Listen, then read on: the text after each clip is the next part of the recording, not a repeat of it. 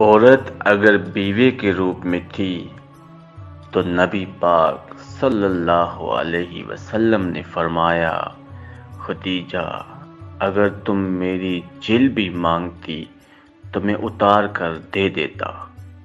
جب یہی عورت بیٹی کے روپ میں تھی تو نبی پاک صلی اللہ علیہ وسلم نے نہ صرف کھڑے ہو کر اس کا استقبال کیا بلکہ فرمایا، میری بیٹی فاطمہ میرے جگر کا ٹکڑا ہے۔ اور جب یہ عورت بہن کے روپ میں تھی تو نبی پاک صلی اللہ علیہ وسلم نے فرمایا کہ بہن تم نے خود آنے کی زحمت کیوں کی؟ تم پیغام بھجوا دیتی، میں سارے قیدی چھڑا دیتا۔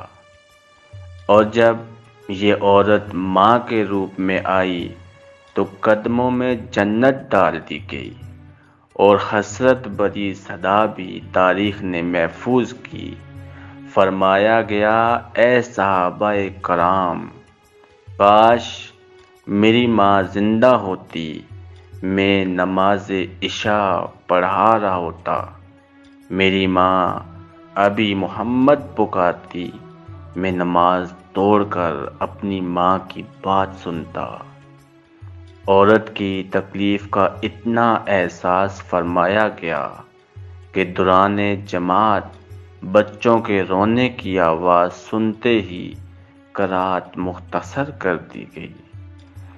اے امت محمدیہ کی بیٹیوں، آپ بہت عظمت والی ہو۔